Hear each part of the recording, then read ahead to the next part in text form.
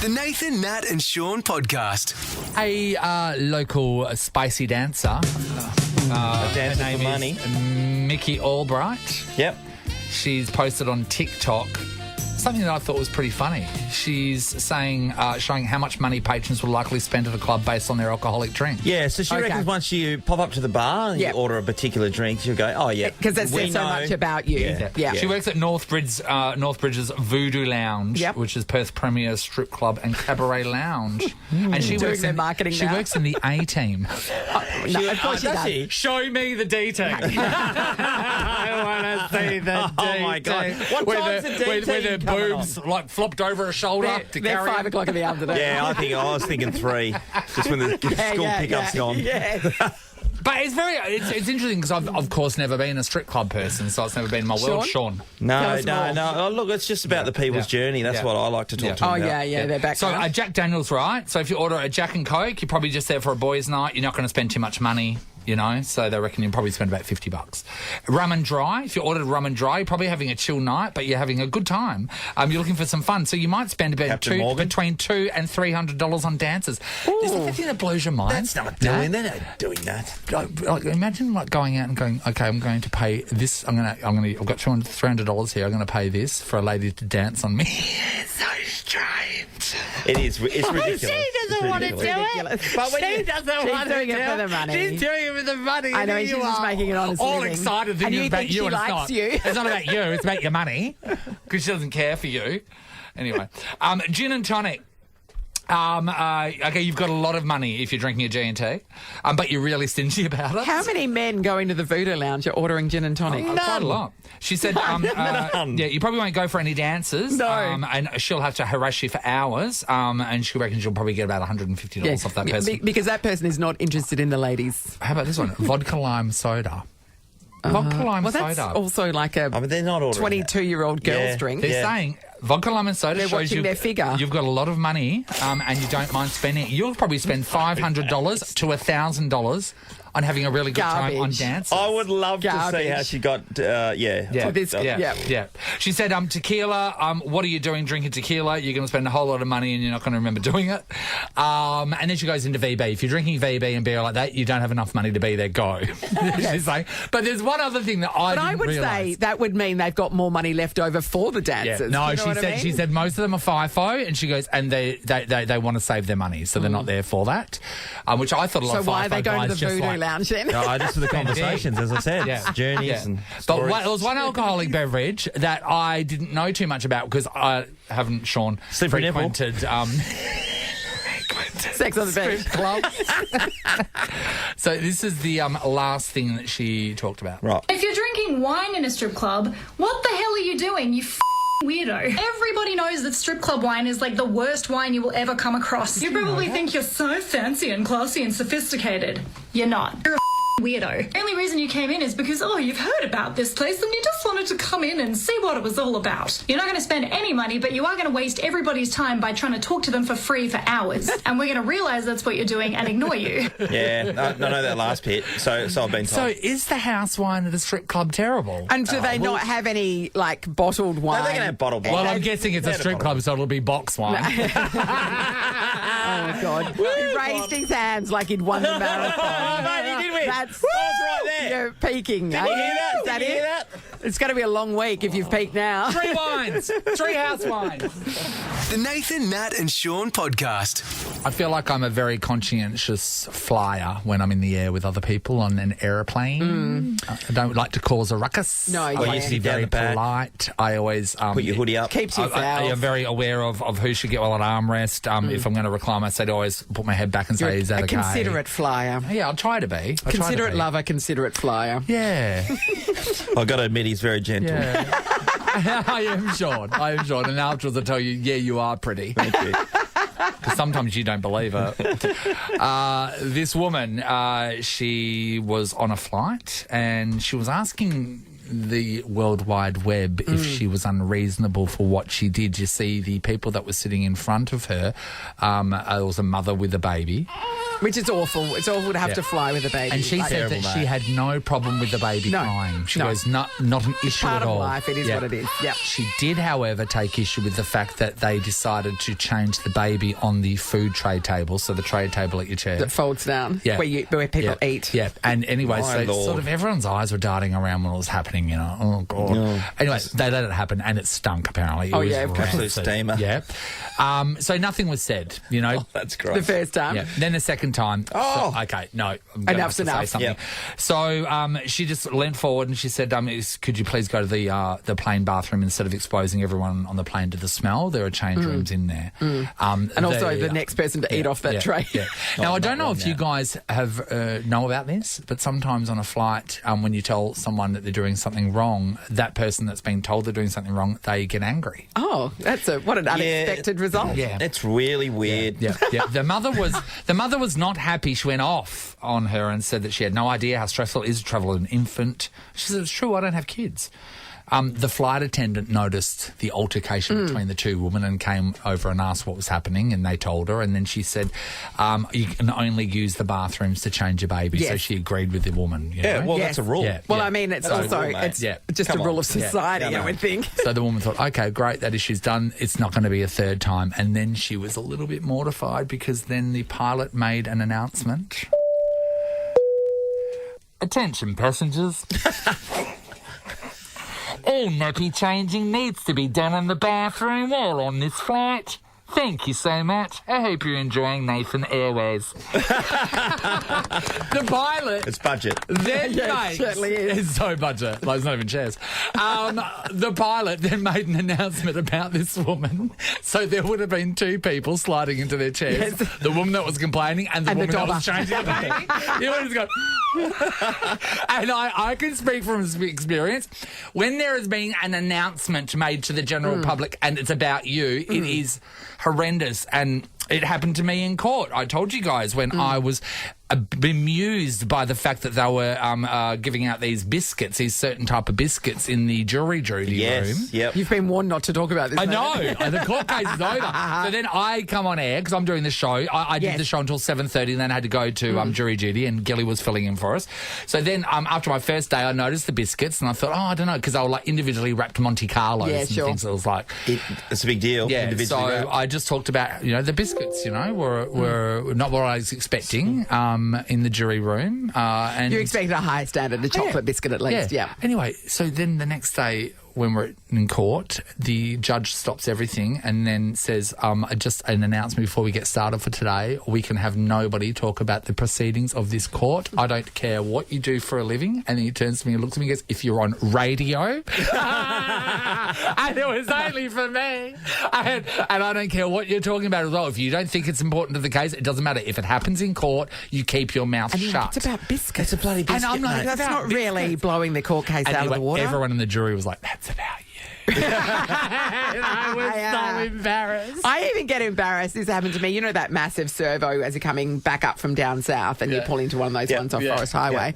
And so we were... Oh, because you're going to Red Rooster or pulled Macca's, aren't you? in and then to fill up. And my mate who was in the passenger side, she opened her door and you're not allowed... Did you know you're not allowed to fill up if your door's open? Oh. And so then the girl, is going, pump 2, close your door, That's please. so embarrassing. Pump 2. And then, the place is heaving and everybody, just turns around and stares at you and is like, oh, my oh, God, no. shut the door. Shut the door. How embarrassing. It's so public when they do that. How They are embarrassing, very Pump public. 2. I know. All right, we want to know if you've been in a situation where an announcement has been made and that announcement was about you. We're going to give somebody $200 cash. Just cash. We're giving Hold on, somebody cash. $200 worth of money. It's What do out they of have to do? Sean's Just wallet. tell us their story. They have to Yes, tell us their story, and their then we'll story. give someone with money, and then they could possibly make it 10,200. Yeah, exactly, because Nova's 10K a day. If you get on air with us, then you're in the running for that as well. All right, tell us about that time the announcement was about you. Hi, Kim. Hi, how you going? Great, Kim. All right, so where were you and what happened? So I was only 16 years of age, and it was in the days that you went skating every Saturday night. But a friend decided that was our out. Mate, so we used to do it as well. It was called Skate About in Kalgoorlie. Skate About. It was very exciting. Yeah, that's just what you did. Yeah. And some friends decided we wouldn't go skating on this Saturday night. We were going to go to the drive-in movie. Ooh. So I knew Mum and Dad wouldn't let me go to the drive-in movie. So I told them I was going skating, went to the drive-in movie. Yes. And then I forgot to tell my best friend at the skating rink that I wasn't coming, and she rang to see if I was sick and why wasn't I at the skating rink. And Mum and Dad then investigated, found out I was at the drive-in movie. Oh, no. Went to the drive-in movies and flashed my name up on the screen. Kim. No, Kim. Oh, my God, that was dying for embarrassing. I'm dying for you. I was mortified. I was thinking I was so cool going to the drive-in movies with all these friends. And Kim, you would have been with some guys then, obviously. Yes. Yes. Can I just say, that's mortifying as a child, let alone it's mortifying as an adult as well. Yeah. That's Wow. great, Thank you, Kim. Great start. Let's go to Peter. Hello. Hello, how Hi, are you? Pete. Hi, Peter. Okay, what happened? So I was desperate for a coffee. I had no milk. I went running into the supermarket. I have a highly anxious spoodle that yells. So do I at the moment, Yeah, Peter. Sean's jumps into my lap every day. Curly hair too. Yeah, his too. Yeah, I left the windows all down a little bit. I literally bolted into Woolies and ran down, grabbed the milk, and I'm coming to the checkout, and I hear over the PA, could the owner of the Silver Prado please go to their car immediately? It needs immediate attention. I went bright red. I nearly vomited. I dumped the milk, ran out to the car. It was surrounded by people all tapping on the window, upsetting the dog even more. Yes. So I left the milk. The dog was absolutely distraught. I got a barrel full of abuse from people for leaving my dog in for the 5 car. minutes. Yeah. And, I was so embarrassed. Oh, my God. That would You have been come out so... to your car. Because Yeah. not just that, you've been alerted that it's you that needs to go out to your car, and then when you get out there, there's an angry mob Yes. Yep. yelling at you for animal abuse. And you still didn't get any milk. Yeah, that's... On a I can side see that, note, Peter. people are very quick to judge other Of people course, these of course. days. So, We wouldn't do that, but other people do. I don't judge anyone. Oh. Thank you, Peter. Jan's in Hellingbrook. Hello. Oh, good morning. How are you? Okay, Jan, when was the announcement about you? We went to Canada a few years ago and we did the Rocky Mountaineer. Yes. And when our tour guide picked us up, she kept hanging around my husband. And he said to me, I think she fancies me. And every time he moved, she moved. And I thought, oh, yeah, whatever. And anyway, they had the newspaper there. They had the radio, photographers, bands. They were celebrating their millionth passenger. Yes. Yeah. And anyway, they got up and they started making the announcement, well, Mr. David and Mrs. Jan Coleman, please come to the front. And I was like, oh, my God, whatever. And anyway, the seas literally parted and we had these big burly security guards come stand beside us, guide us up to the stage. And they go, the band was playing, we're having photographs, we got interviewed by the TV, and they said to my husband, oh, what do you do? And he goes, I'm a train driver. They go, oh, wow. And they talked about that, and they said, and what do you do, Mrs. Coleman? And I said, I work for the tax department. Oh, so your husband's a train driver. Okay. So we got upgraded to gold leaf and the gold carriages. Oh, nice.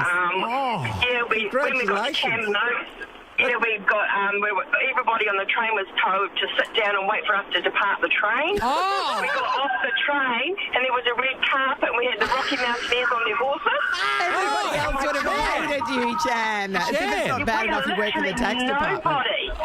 And then we walked round, the band was playing, and we had a champagne reception with the mayor. And we got ushered into a limousine, and people were taking photographs of us, and I'm like, look, we are nobody. We are absolutely nobody. No, you work for the tax department, Jan.